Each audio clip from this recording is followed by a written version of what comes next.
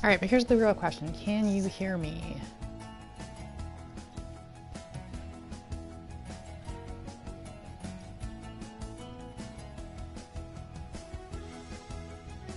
You can hear me. Excellent.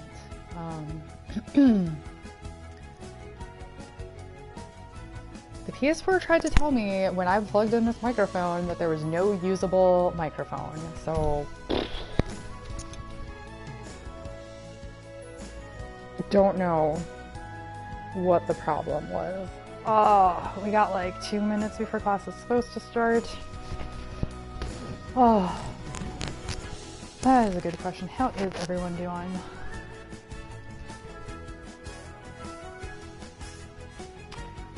So Endless9, if you are on the Discord, which I recommend being on the Discord, then you would know that many people had issues getting Dysphoria to run, and I did comment on that also. I know that there were several problems that people had, partly just getting it to run. Also, some people were having issues getting past the shaving scene. Which from my understanding, it wasn't really an issue with the game not working, but just an issue of how to get past shaving.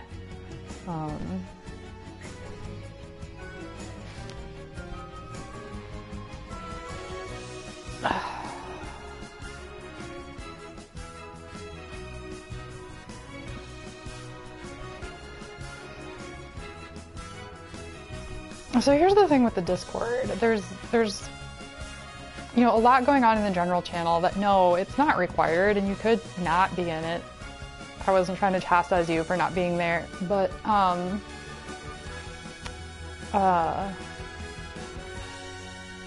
it's a good resource for information and for help.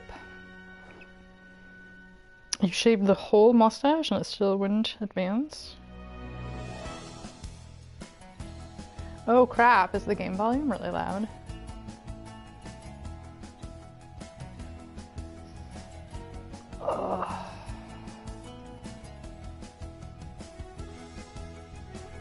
Class Twitch account. I find your name funny. Yeah, okay, so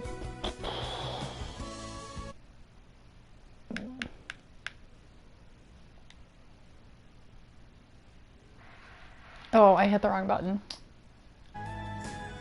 This button. That's not the button.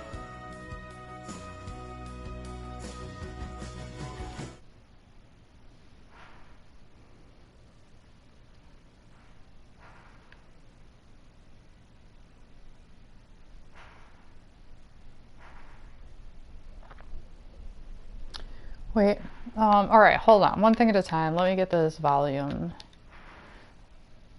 set.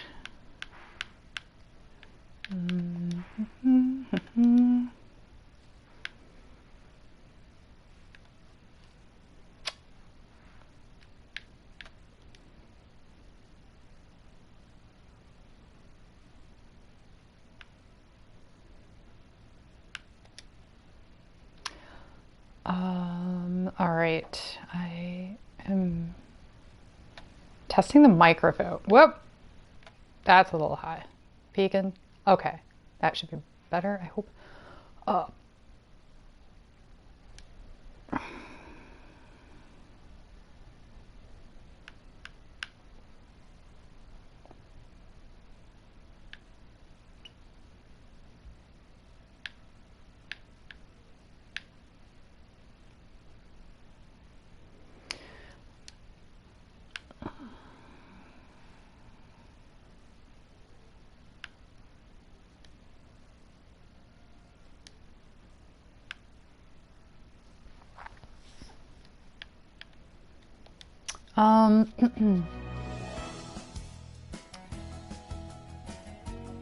Twitch doesn't. Twitch also doesn't like, I mean, honestly, the Twitch app in the PS4 is,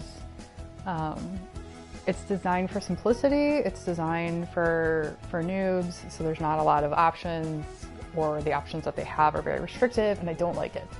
All right, so back up to, I noticed on Canvas lecture participation for week 4 is due this Sunday. That's wrong. Yeah, that's Taylor Kaldenberg.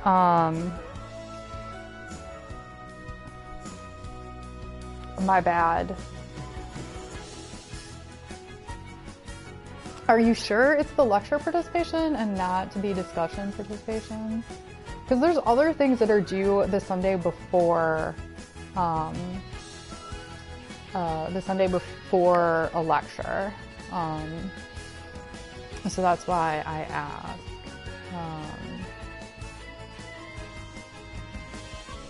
Yeah, so the screen's going in and out right now because I'm messing with settings. It should settle down in a minute. We are gonna play a new game. No, yes.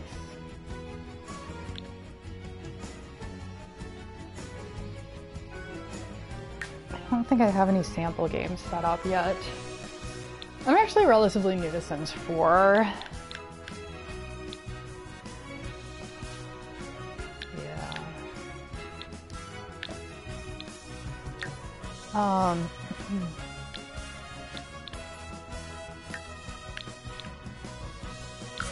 Let's go to tutorial. All right, so if it is the lecture, then yeah, then it's just a mistake. Lecture should always be due on Wednesday. So we will hopefully get that fixed. All right, so there was one other thing that I wanted to mention real quick I want to address.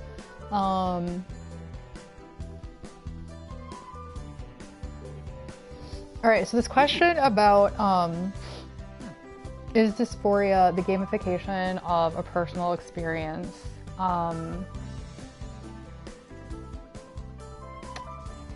No, it's not. So let's Spring Festival? Is it Spring Festival? I think it's like Chinese New Year any day now, or today. I'm too many calendars in my head.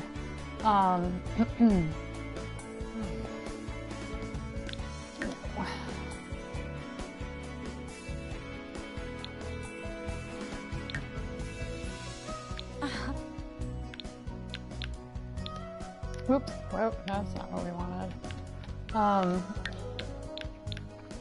The vase febine. Actually, let's do this. So, because I need to get a character set up here real quick. I'm not going to spend a lot of time playing dolls, but I'm going to argue that dysphoria is not the gamification of a personal experience. For credit, can someone in chat tell me what is gamification? What is the definition of gamification? And why dysphoria is not an example of gamification of a personal experience? Is that a valid question? Yes, it is. It is Lunar New Year? I thought so.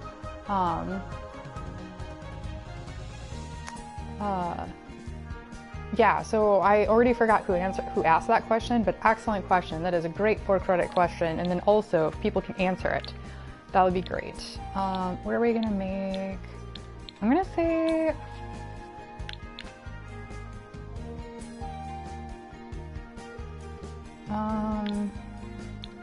food. I like cooking. I'm gonna be a master chef. Ooh.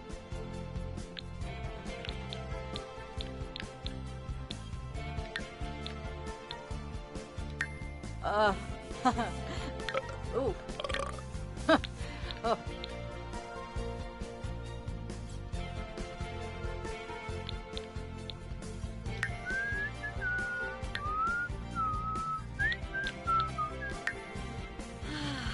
Oh, that's annoying. There you go. All right. I'm not going to play with the character model, but we do need a name for my character.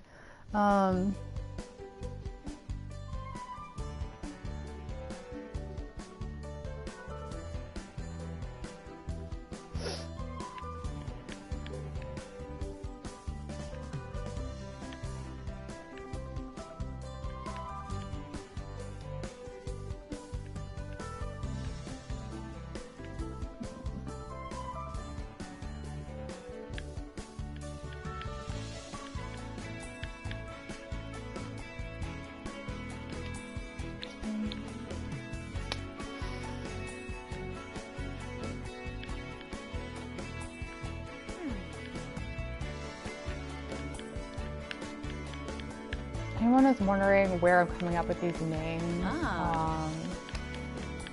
from a TTRPG I was playing the other day.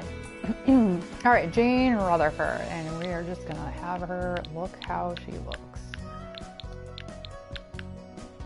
Okay, so let me see some of this. It's gamification is adding game elements such as reward systems to activities that are not normally games, right?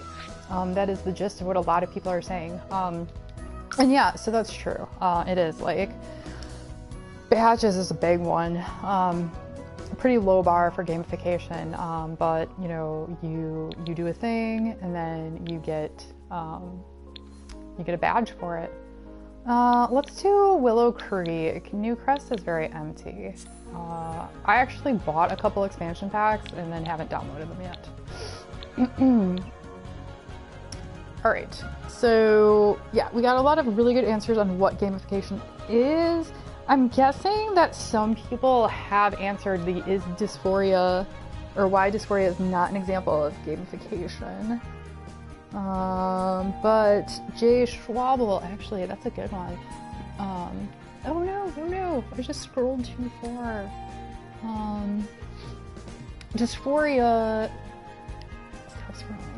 isn't really connected to the in-game rewards. It's more of an interpretation. Yeah, that's right. So the thing is like you sit down to play Dysphoria and it's not gamifying something that you would do anyways. It is a representation of the authors, the designers, personal experience.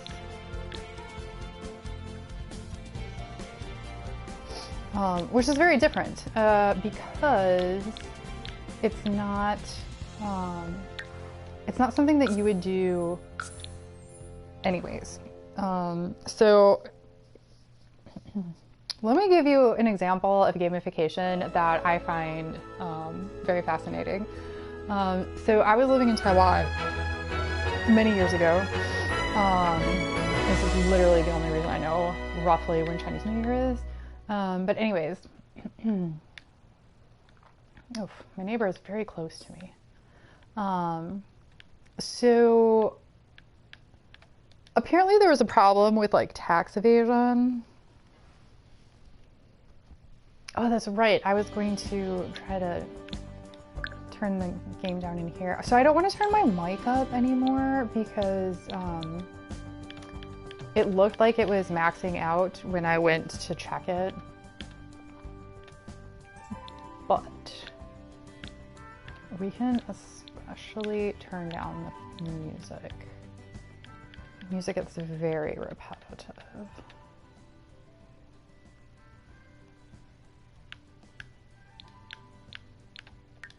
All right, let's see if this works better. Anyway, so I was living in Taiwan and they were having a tax evasion problem, right? And so one of the things they did in order to get companies to actually give receipts, and i.e. track sales and stuff like that, was they made a lottery. And the lottery was based on numbers that showed up on your receipt. And so people started demanding receipts because obviously they wanted to play the lottery. And when I was living there, I also did this because it's essentially a free lottery ticket, right? And so they gamified sales receipts in order to ensure that customers would demand receipts and also that companies would then have to give them. So yeah, so somebody said gamification can be used in many aspects. That's true. Somebody mentioned as a way to engage with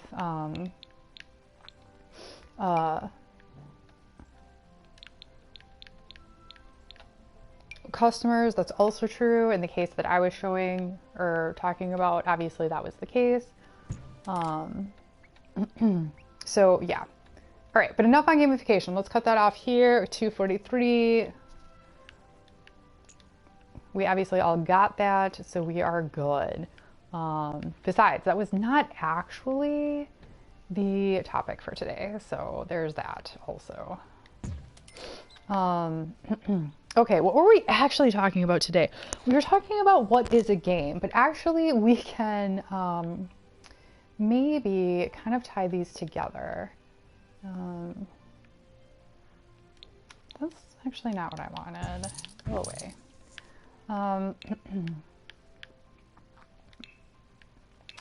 So let me ask you this. If something is gamified,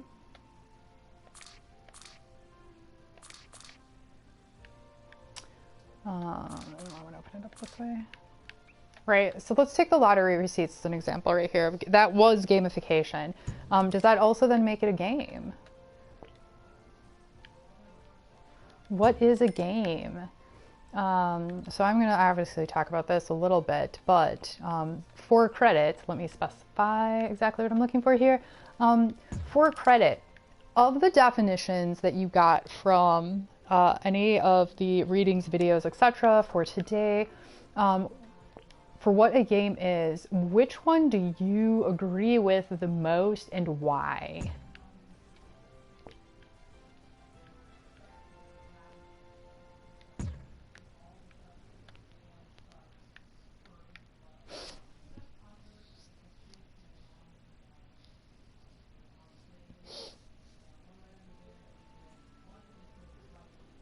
You only need to answer one question, but you need to answer it well. We are no longer talking about what gamification is.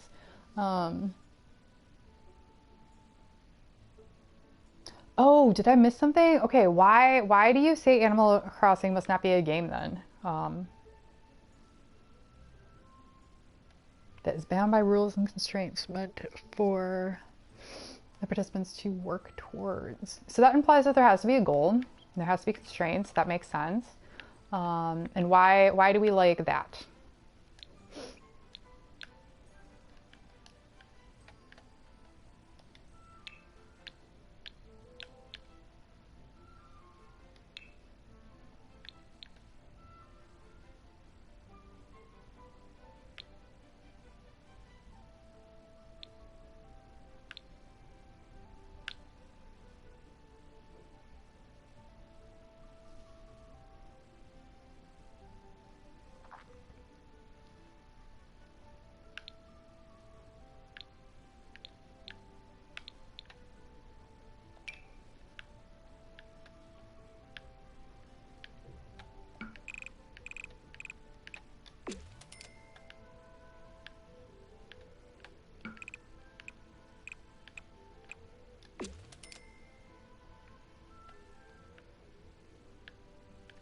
Okay, but which of Mark Chen's definitions? Do you mean his last one when you say that, or his first one? He gave us several. And he gave us reasons why he changed his definition, but maybe he's right, maybe he's not. What do you think? Because there isn't any sort of goal or thing.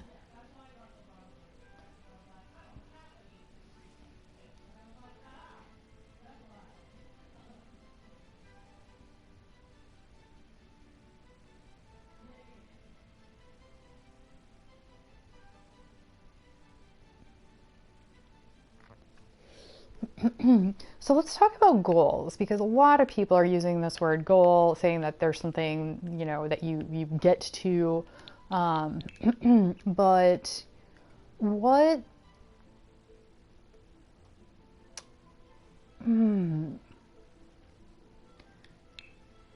But if you really want to complicate this, right? There's not. These definitions seem to imply that there would be a goal and you would get to it and now the game is over. But what about an MMORPG? There's like an end game that people talk about, right? And you have goals, but they change. They constantly change. And does that matter?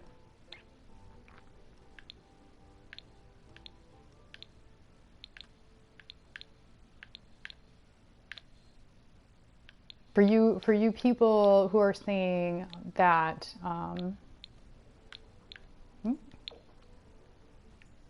that are focusing on this like goal orientation stuff,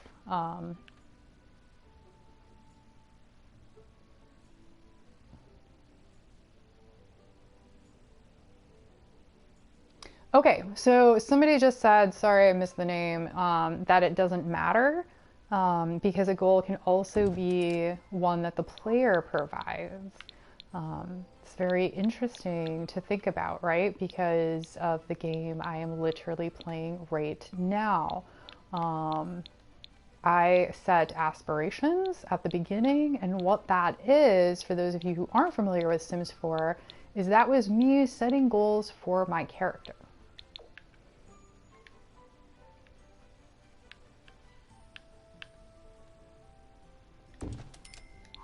Now, in part, these are designed in, right? So there's a thing called aspirations, and then I decide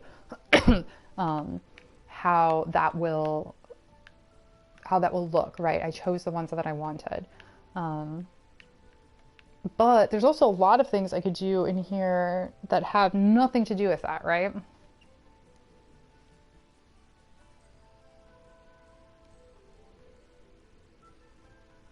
So, okay, so somebody mentioned that MMOs do have end games, but I meant there's no end to the game. You don't get to a point where you're like, there's no longer anything to do. I have done all of the things. You cannot win an MMO. You can't beat an MMO. That's what I was talking about.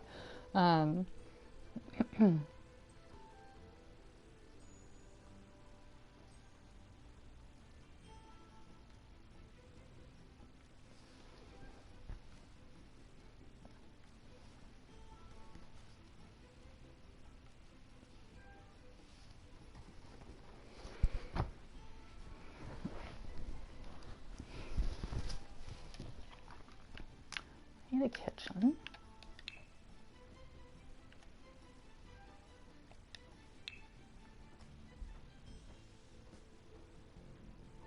That is true. So just because you can't win a game doesn't mean there's not goals. Actually, it occurs to me now, because I am fairly new to Sims 4, I don't know if there is like a you win situation. Like if your character gets old enough, it dies.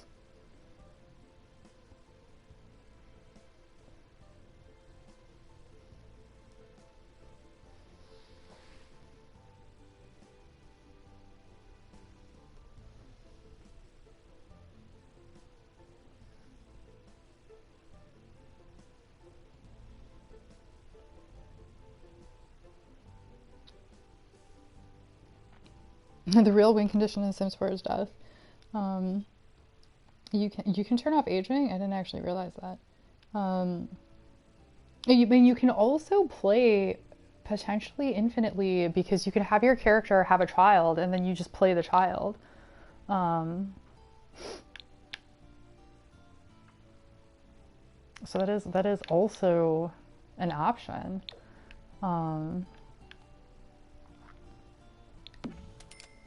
But then there's also the fact, as many of you pointed out, whatever game goals there might be, players will have their own personally meaningful goals as well, right? So I'll be honest, part of the reason I don't really know where this game goes, despite the fact, as you all saw, I obviously have started several other games, is because really all I like to do is build shit. And I will sit here for hours and build shit.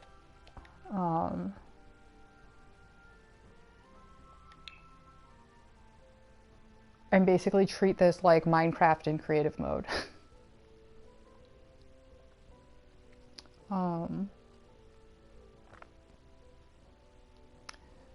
It is a goal, right? But it's not, what I meant by that is very much something that I do, that I don't have to do. I guess that's how I say it. Does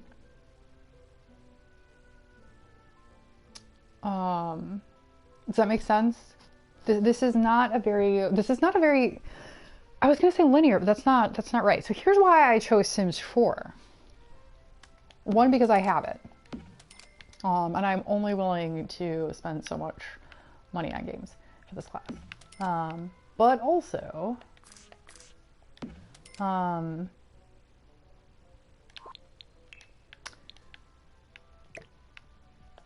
also because there are so many options of stuff you can do that are goals, but not necessarily goals in the sense of if you don't do X, you then lose the game, which I find very interesting.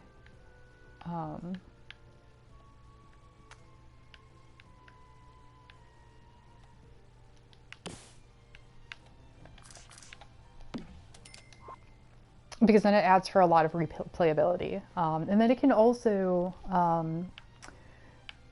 be more appealing to a larger demographic.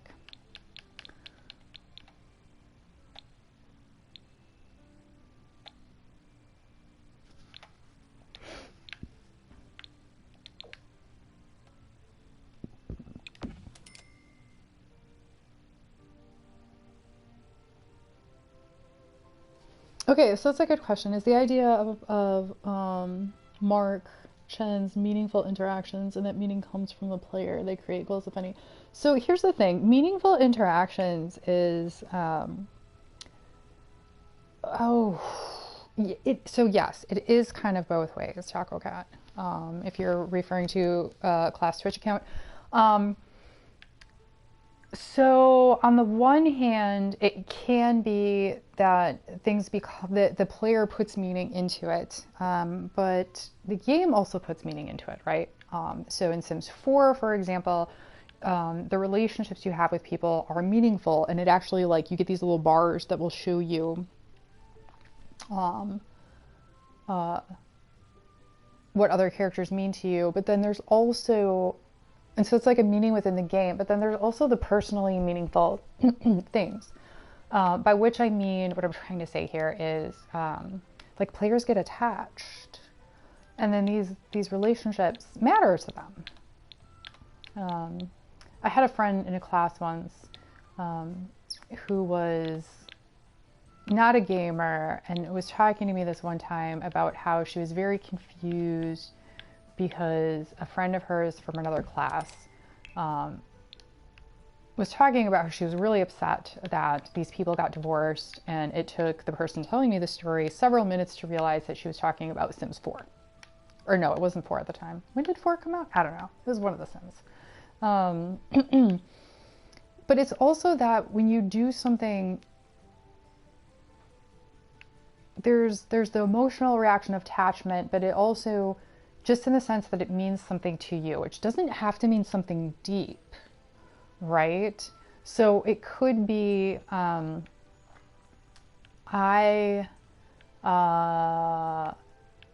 let's say I'm playing a game and I'm trying really hard to level, and I'm grinding and I'm working at it, and then I level, and on the one hand it means something in the game to level, right? You get more, I mean, it depends, right? Maybe there's different armor you can use, maybe there's different abilities you have, whatever. But then also it could just be that for me, it'll be meaningful because I accomplished something, right? Like maybe I was grinding really hard for so long, and so I have this sense of accomplishment that I have made that level, right? Which is different and separate from just the idea of what I also got in the game.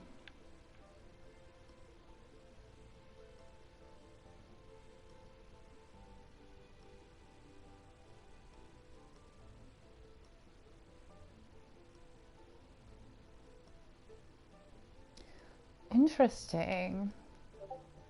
This idea that sandbox games are designed to allow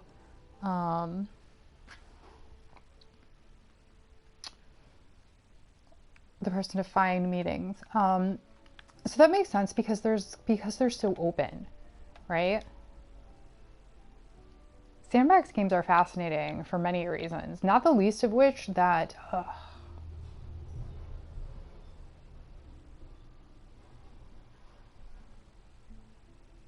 know that I have any sandbox games right now. I used to play Minecraft. But they're great because some people will actually then also debate whether or not sandbox games are games. And why might this be? If you take something like Minecraft or Roblox or now I can't think of any other ones. Why would people maybe not say that those are not games? Does Sims not count? Sims is actually, you're right. Sims is a sandbox game. The fact that I didn't immediately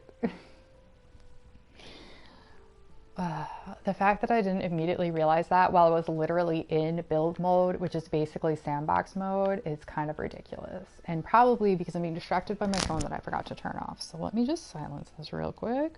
Silence, please. Thank you. I will be better now.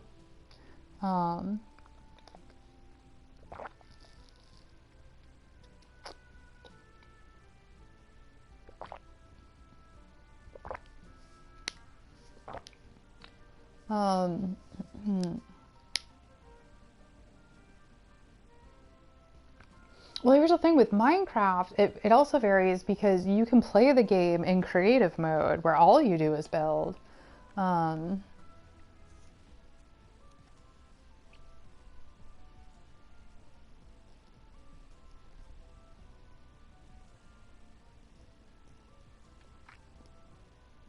So what do you mean, Rian, by emergent game? So in so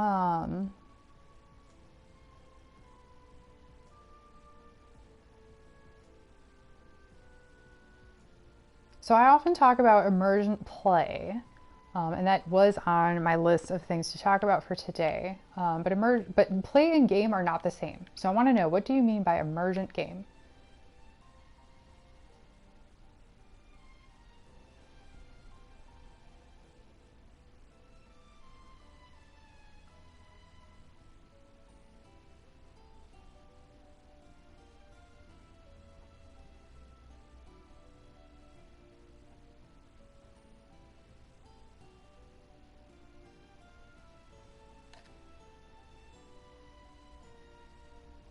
There's no definite end until you turn off the game itself. But if I turn this off, like, just because you turn a game off doesn't mean that it's ended, because you can turn it back on, right? Like, I will turn this game off when I'm done playing it here.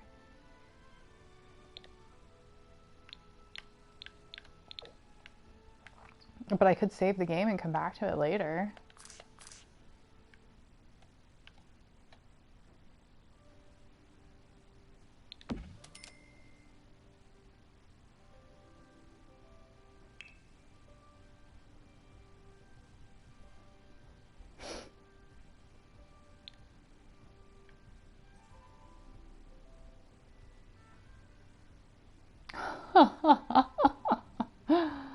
Oh.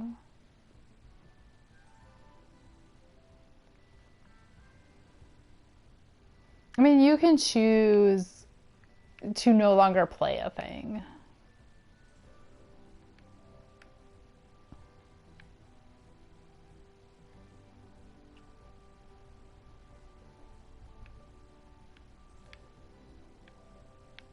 I don't think I like this. I'm gonna put it over here.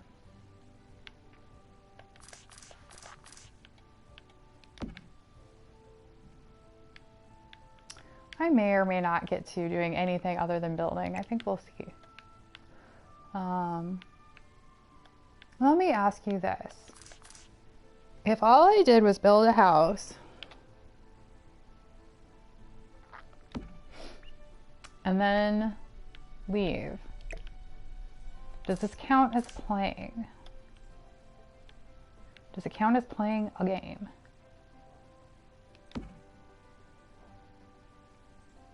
When you rage enough to throw your PC in the river? Close, right? So I rage quit Psychonauts last Friday. I was in the end game. I was at the very last little world or whatnot. And that's actually why I started playing Sims 4, because I wanted something low-key that I could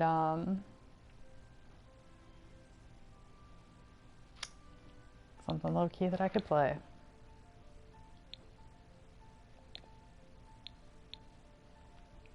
Rage quitting is real. I did not, however, throw my PS4 into the river, which is good, because otherwise I wouldn't be able to play Sims right now.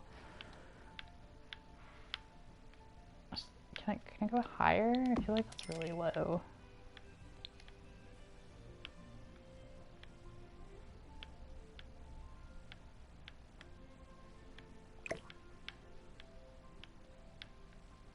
I guess the answer is no.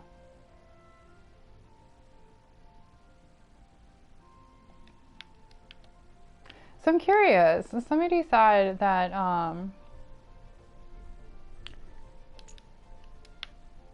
how is a flight simulator not a conventional game? I feel like they've been around forever. Although as I say that, I don't actually know when the first flight simulator came out.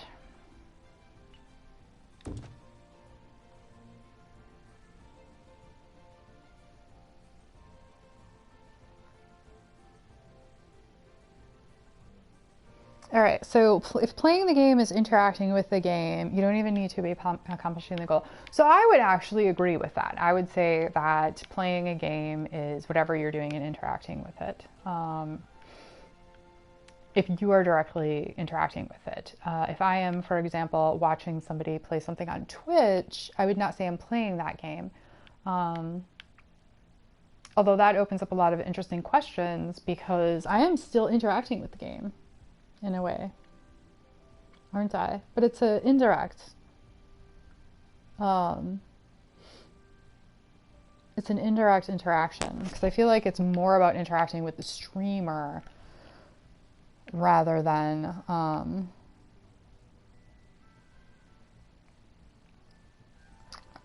Okay, so game and learn. That's an excellent question, but wouldn't that mean any app is a game if you're just interacting with it?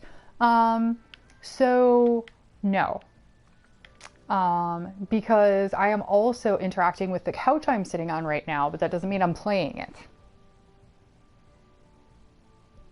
And yet that sounds weird, right? So interacting with a thing doesn't make it, doesn't mean it's play.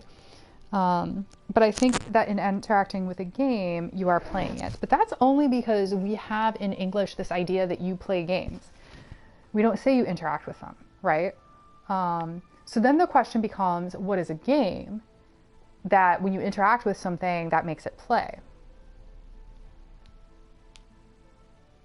So for play, you must derive some level of pleasure from the play. I think that's an excellent question. And before I give my answer, does anybody else have thoughts on that one?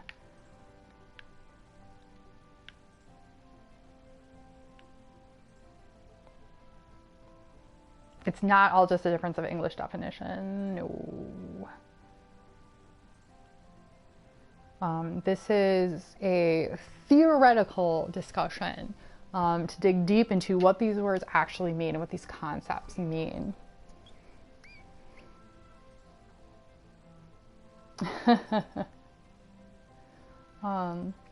Yeah, so here's the thing. All of you also played, I just wanted to see what you'd say. I wanted to see if anyone was going to point out dysphoria, for example.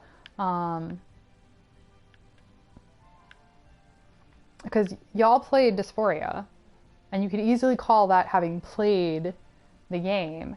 But how many of you enjoyed dysphoria?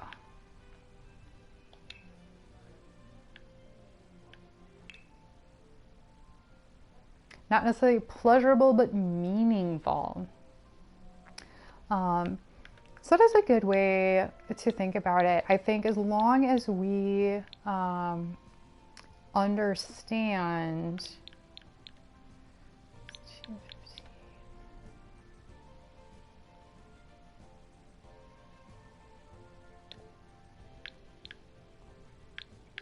that meaningful doesn't mean deep meaning, right?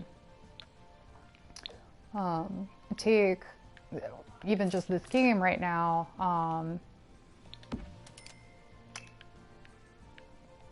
No, this is a bad example. Because think of it this way, what about something like Candy Crush? I feel like I wouldn't describe Candy Crush as deeply meaningful, but it's still, I would still call it a game. Right? Or does anybody disagree? Would anyone argue that Candy Crush is not a game?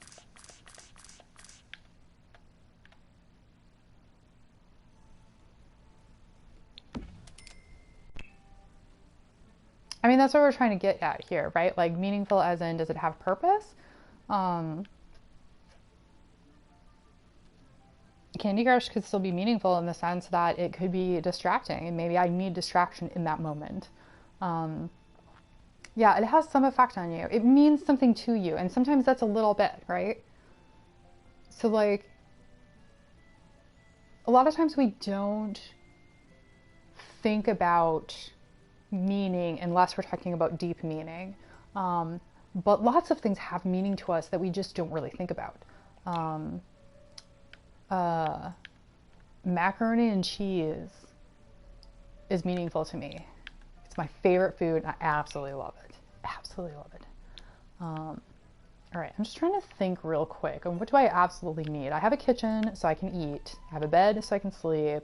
I have a toilet so I can pee. These are all things like you literally, I'm just going for the basic needs right here. I need a table so that I can sit and eat somewhere that's not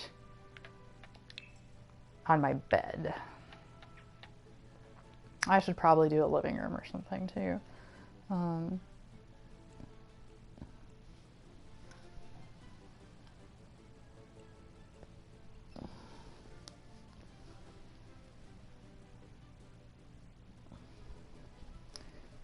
Oh, Chocho Man, I am going to have to strong disagree with you. It doesn't have, I would say it does not have to be pleasurable. Otherwise, what's the point? There's a lot of things that we do that aren't pleasurable and they have other points, right?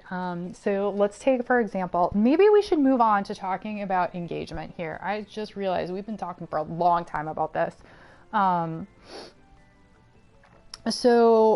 Bogos talks about how we shouldn't talk about fun.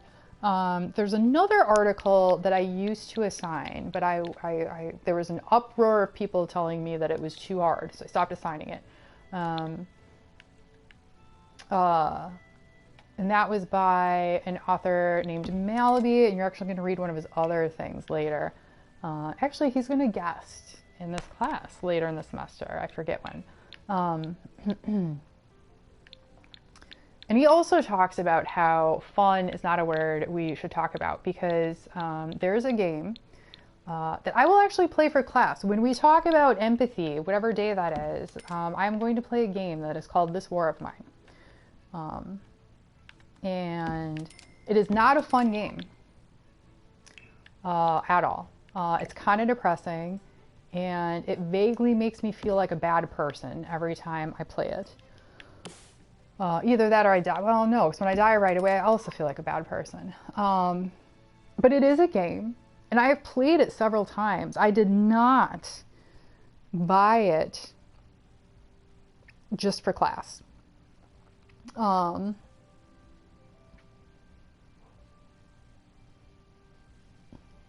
Taco Cat, what game? What game am I talking about right now, you mean? I'm talking about This War of Mine. And I have played it several times. I have streamed it. I use it for class. And I love it. But it is not pleasurable. It is so sad. But it is so engaging. And that's why I keep going back to it.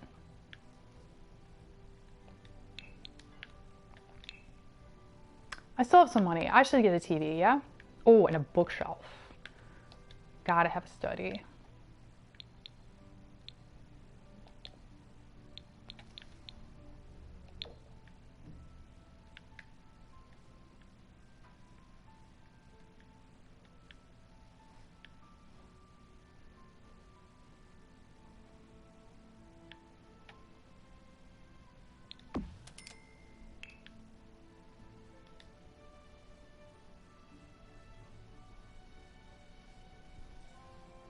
because you sweat through your shirt every 20 minutes. Still, I play it.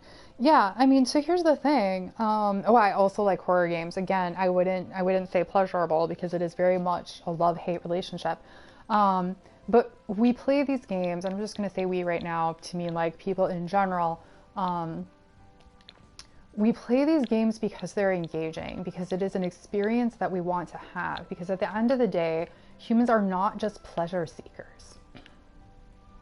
We want experiences. We want to live. And we want to feel alive. And we feel alive when we feel things.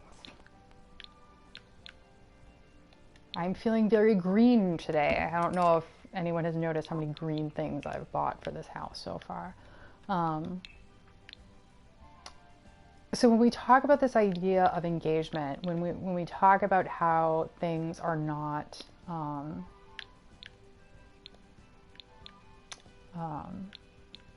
when games are not about fun, it's because these are these other experiences that we want to keep coming back to.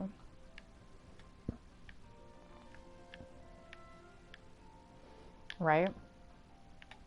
I mean, even this. So I actually really, really enjoy building in Sims 4. But I don't think fun is the word that I would use to describe this.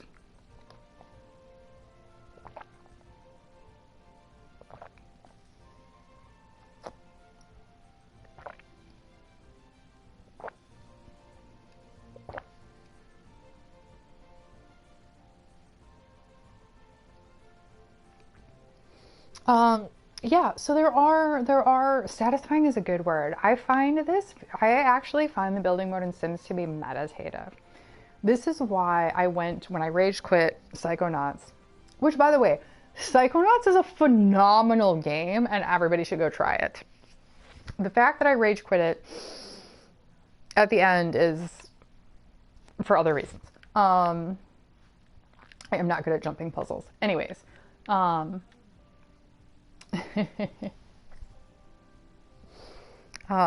but this becomes meaningful to me because it's very calming. And so if I rage quit another game, I can come into build mode in Sims 4. And even though it's not about fun for me, it's very relaxing. I'm actually even noticing that doing this for class is really nice because rather than feeling like I'm at work, this is very relaxing.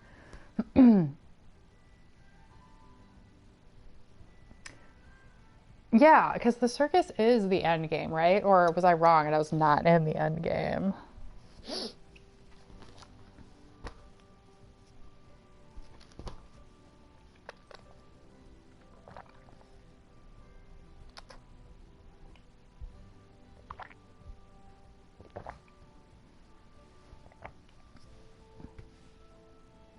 All right, I'm just checking my notes real quick to make sure I didn't miss anything.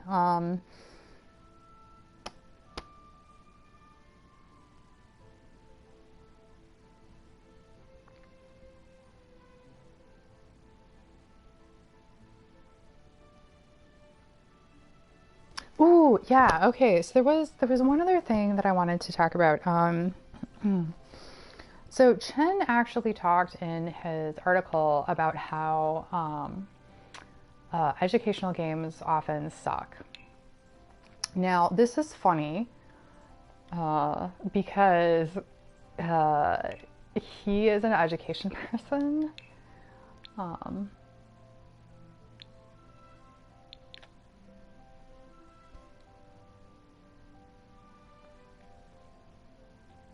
Maybe I don't want a TV right away. Those look expensive.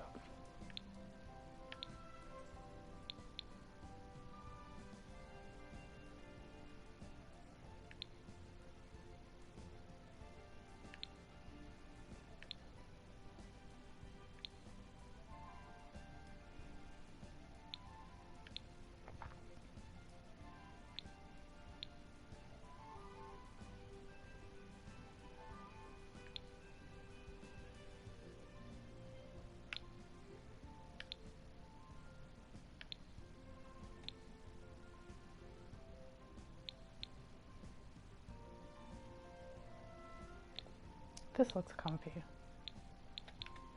Let's also make this green.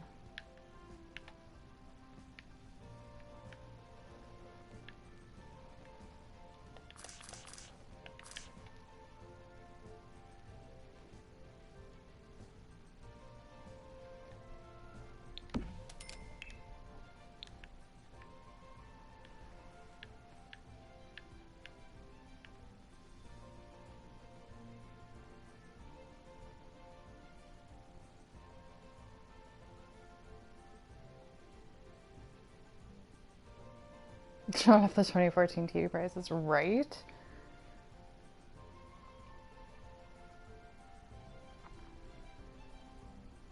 But why are they usually bad? There's a reason for this, right? Because many educational games are bad, but that doesn't have to be true. Take, for example, the fact that there are many educational games that are great, that are lots of fun. In fact, there are educational games I play.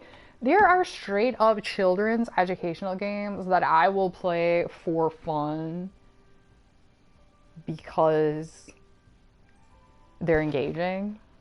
I am playing Code Combat right now. That game is phenomenal. Another game that sometimes I stream it for this class is called Crazy Plant Shop. Teaches about genetics.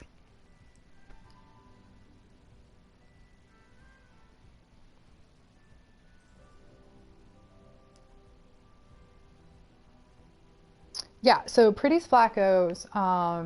So what you're talking about is the fact that educational games often concentrate too much on the learning goal and forget that they are also supposed to be a game.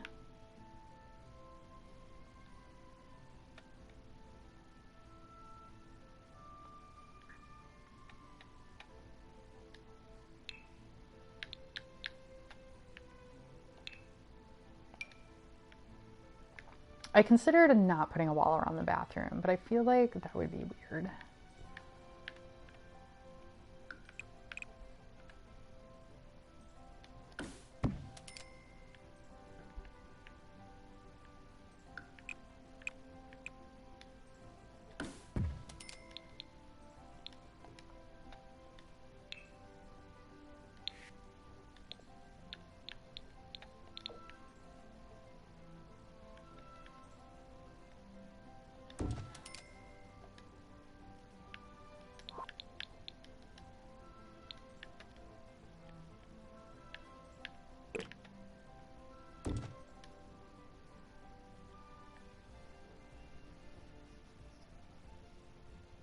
Brain Age is also not bad. I have played that one.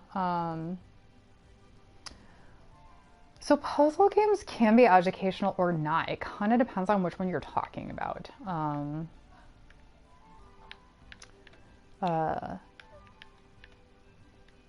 Like as a genre, they're not necessarily educational.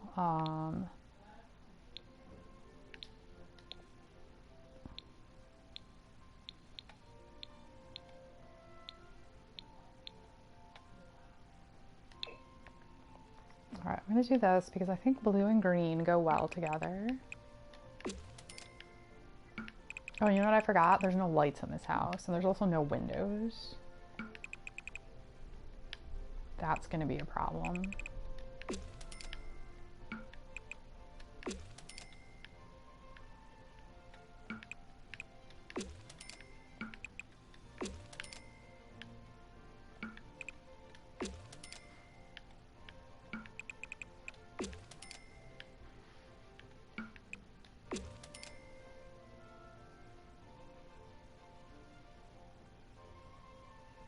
From the CDs at the back of textbooks.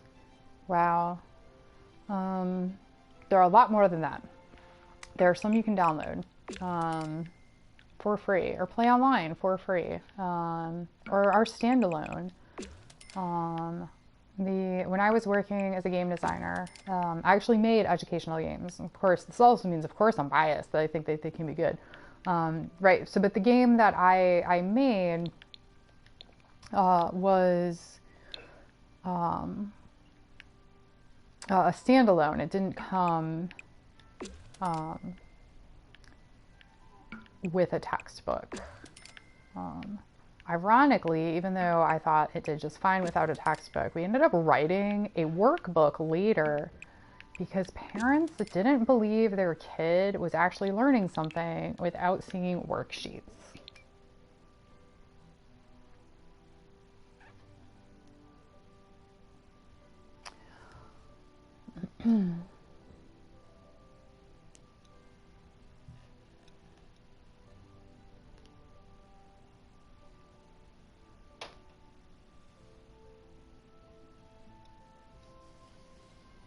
Oh, you played a typing game in high school? That sounds boring. Yeah.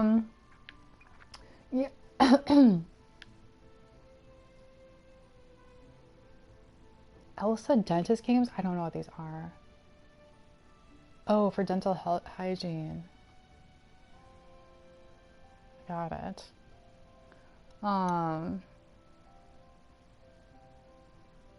Yeah, so the Army actually includes a lot of games in their training.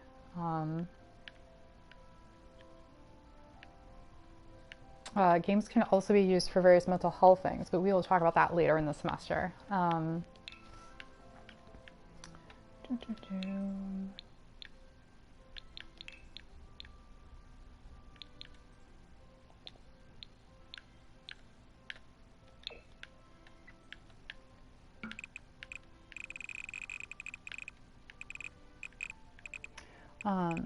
So a lot of you have pointed out why specific games or your experiences with educational games have been bad. But at the end, really what a lot of what you have been saying is summed up is with this idea of a lack of balance. A lot of educational games don't balance between game aspects with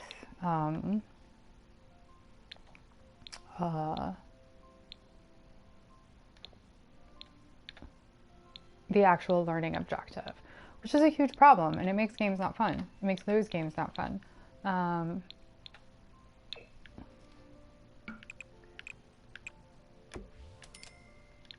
But a game that does successfully do that, can teach something while also being a lot of fun. Another thing to think about with what you all have been saying in regards to your negative experiences with educational games is you're talking about a lack of agency, right? If it's too linear, if it's forcing you to do a thing and not letting you make choices, then you feel like you don't have agency, which is really bad learning practice anyways, because people like to feel like they have a say in what's happening.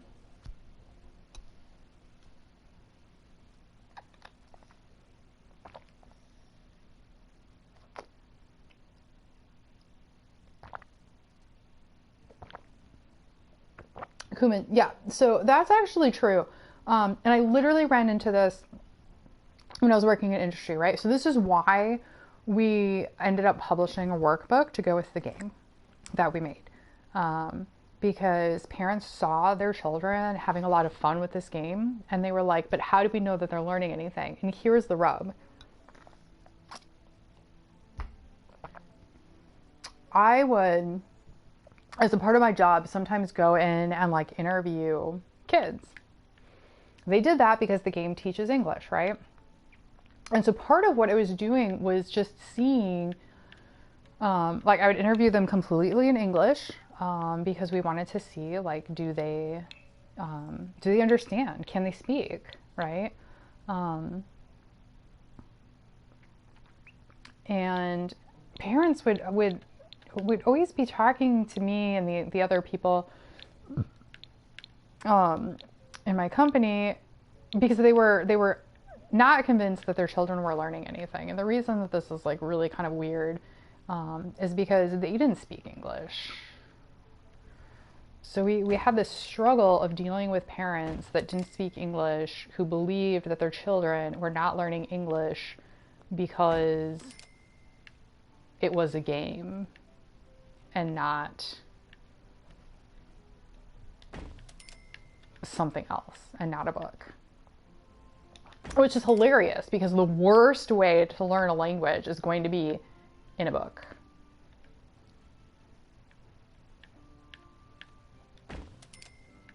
That is 100% not how you want to learn to speak.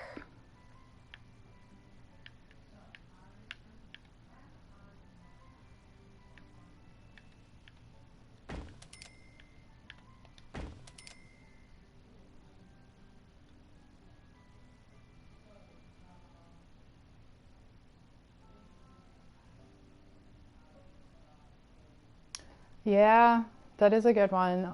The illusion of control can actually mean a lot and go a long way. Also, yeah,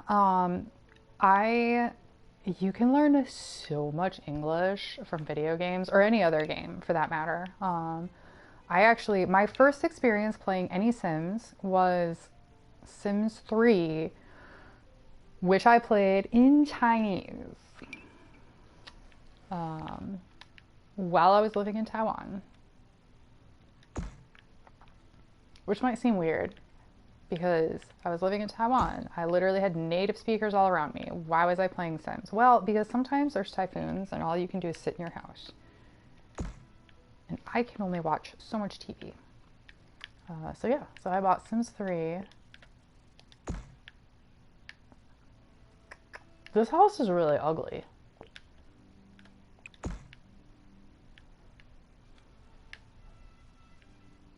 But I feel like it's very homey. I have this weird thing where I think that houses that don't look super pretty feel more homey to me.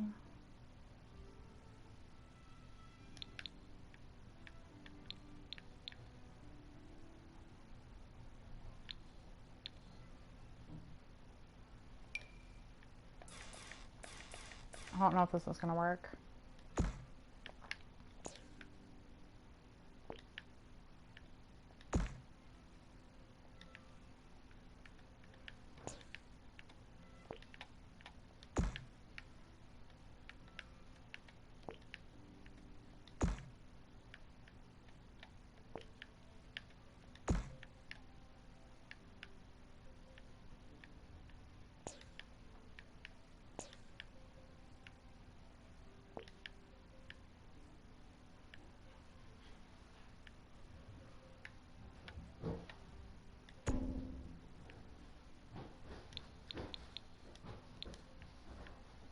You know what? Good enough.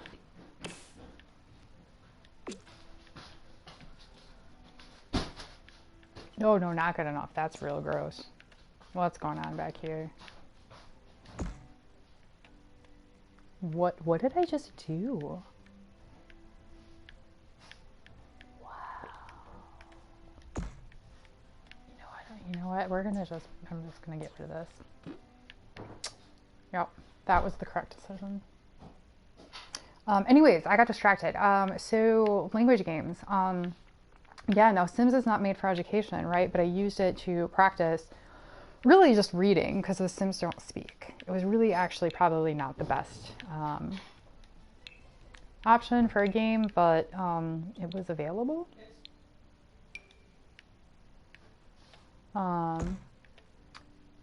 Also, while I was there, I met a guy, college student, who spoke like perfect English. And when I say perfect English, I mean we chatted for quite some time before I realized that he was actually from Taiwan and not actually an American. Like, I thought that he was like Chinese American, for real. That's better, but awkward. Okay.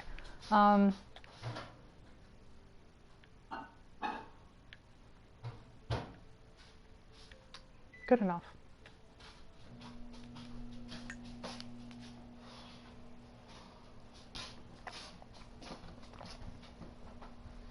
We're still in the first fight. Different class.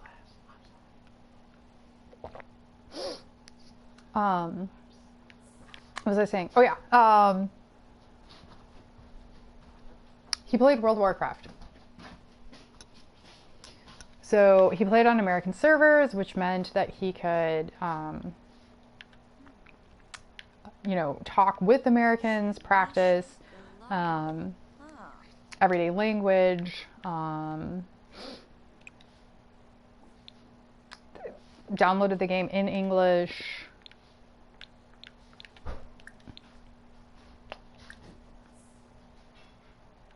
And sounded like an American, like for real.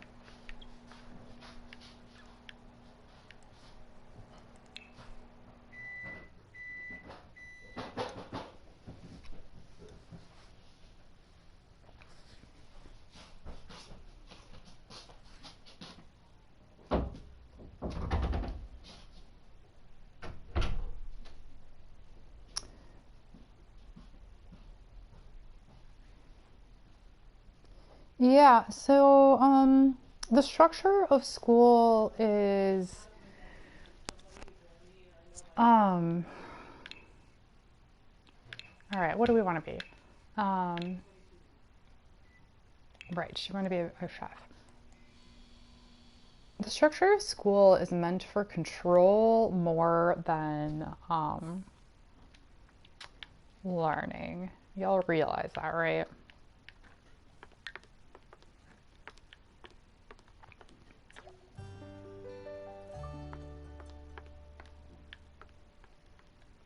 All right, is she just a bookworm? What's going on? All right, what I actually want to do is I want her to start fishing. I want her to learn fishing, and then she can cook the fish.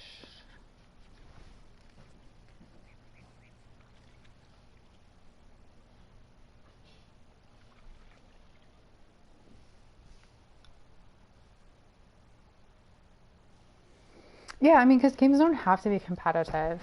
So I did notice that you all had a conversation about that in the side about whether or not games need to be competitive.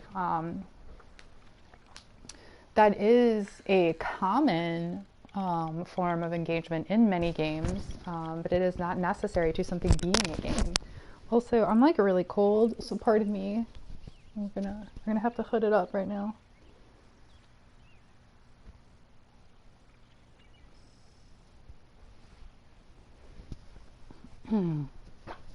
It's also true that education systems vary across countries, right? So I've been in school in the US and I was in school in Taiwan. Well, I was in college in Taiwan. I also taught in Taiwan. Which I only mentioned because that gave me a really first-hand experience of, oh, I caught a bass on my first try. Wow. Of how different the school experience can be.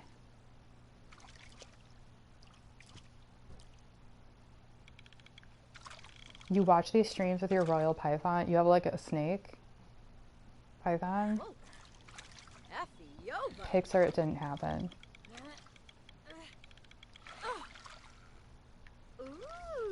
Is that a log? I think it's a log. I mean, look, school experiences in a lot of places are bad. School experiences in a lot of places are also good. It varies all over the place. So the biggest differences I observed between the Taiwanese educational system and the US educational system were actually largely to do with the cultural expectations of parents.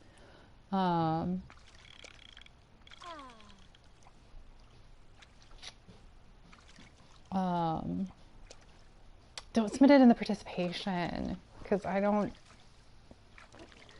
submit it in the Discord. Or you could submit it in participation. I guess that's more private.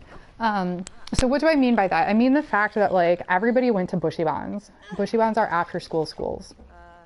So kids go to school all day long, and then their parents send them to these bushibans, and you are in school sometimes for like 12 hours a day, which in the US seems insane. Somebody mentioned that you get kicked out when you're 18. Yeah, I briefly taught in a bushiban and then I quit because I couldn't handle the stress of being in a bushiban. The kids were so stressed that I got stressed. I was like, I can't do this. Oh man, scrolling is sometimes hard.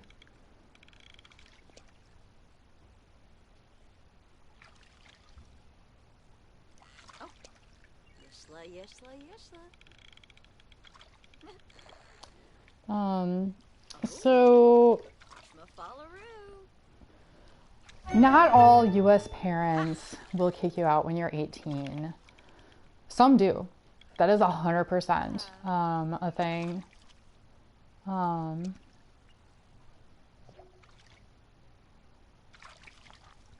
Here's the thing. School in the US can be very stressful. In Asia, it can be more stressful for sure. I witnessed that firsthand. Oh, did somebody come over and I missed it? Whatever, I'm a loner.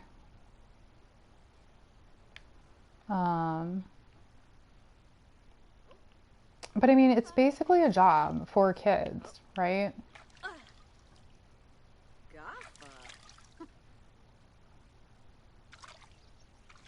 Yeeted from the proverbial and F at 15.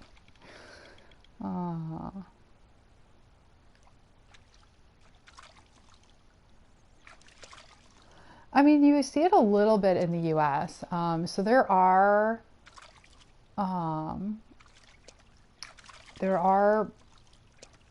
after school schools here also. A lot of them will be called like tutoring centers, for example. But these aren't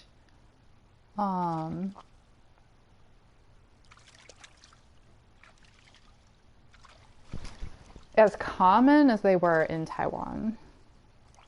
I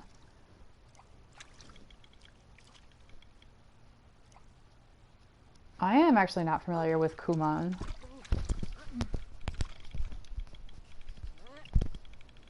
But based on what you're saying, I feel like I don't want to be familiar with Kumon.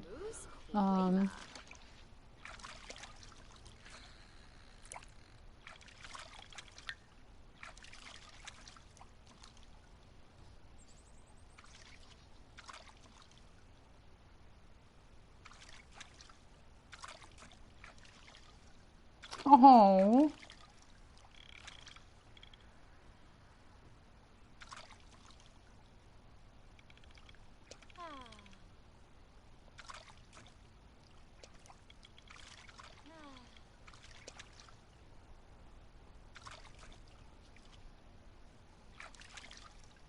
Bushiban is not just martial arts. Bushiban is an after-school school, and it can be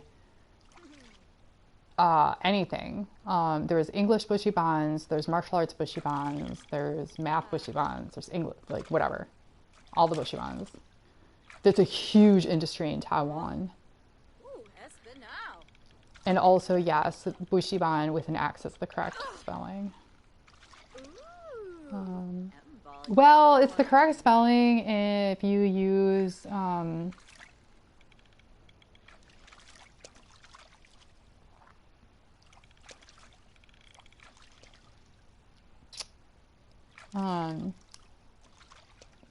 that's pinyin, right? But there is a the Wade Giles system.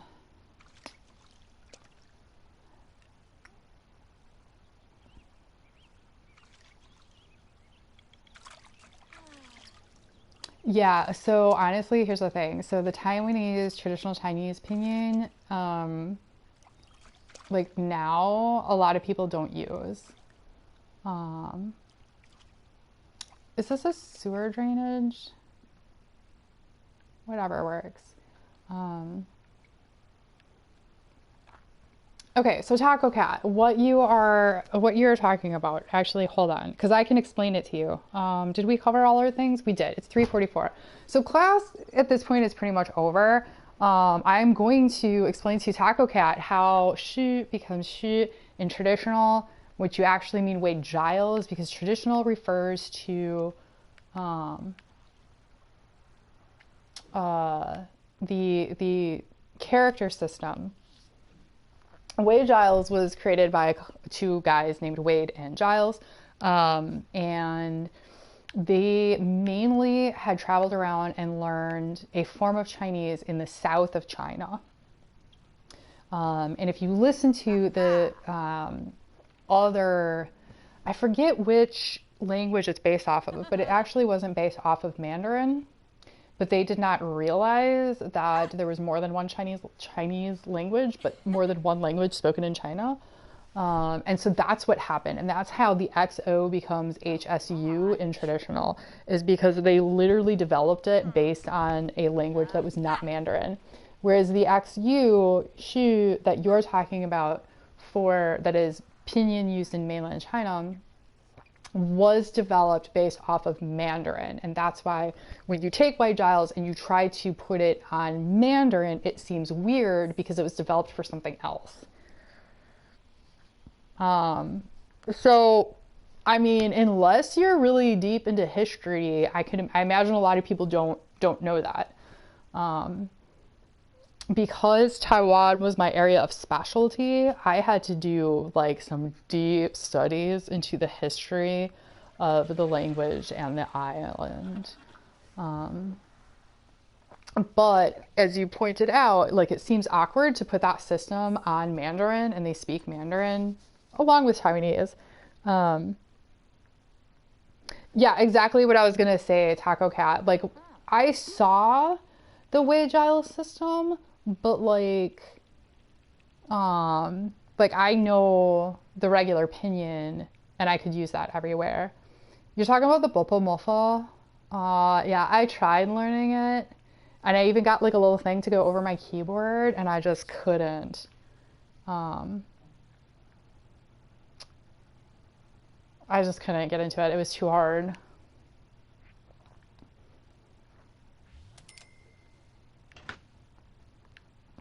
Yeah, no. I had a couple of friends try to teach me Bopomofo though because they said that it would make my pronunciation better. Um, but yeah, typing was just bleh. Oh my God. Okay, so it's really hard for me to read simplified a lot of times. Okay, so 老师, I see that. 你会讲中文吗? Oh, okay. 你说中文吗? That's 说, isn't it? 对，我说中文. Also, my characters are so small on my screen.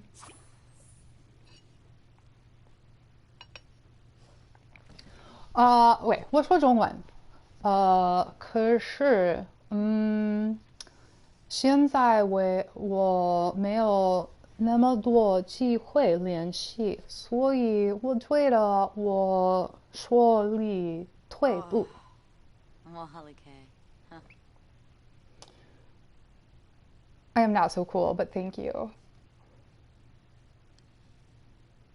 But also, the use of the word fun does not instantly make something a game. True! A lot of things are fun that are not games.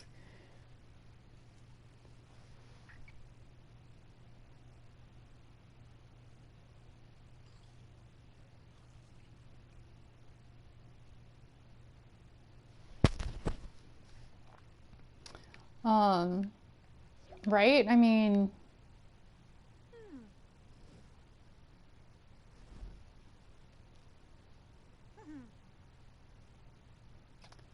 but there's things that aren't toys that are fun too. Like, I think going to a club and dancing is very fun. That is neither a game nor a toy. That's true. Jigsaw does often say that, and those games are not fun. They're also, are they games? Because they're compulsorily. Yeah, I probably shouldn't have said that in class, but whatever. All right. In other news, yeah, they're games for Jigsaw. We actually have to call it. So class technically should have ended like 4 minutes ago. You can leave. Class actually ended 5 minutes ago. Sorry, I did say that briefly before we started talking about Wei Giles and Pinyin. And now I'm going to have to for real go because I have oh my God, Professor Dancer. I have a meeting at 4 o'clock. So I need to go.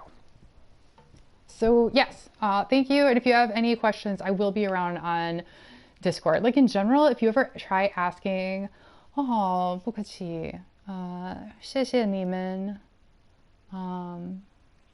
If you ever have questions that I missed during lecture, please feel free to take it to Discord.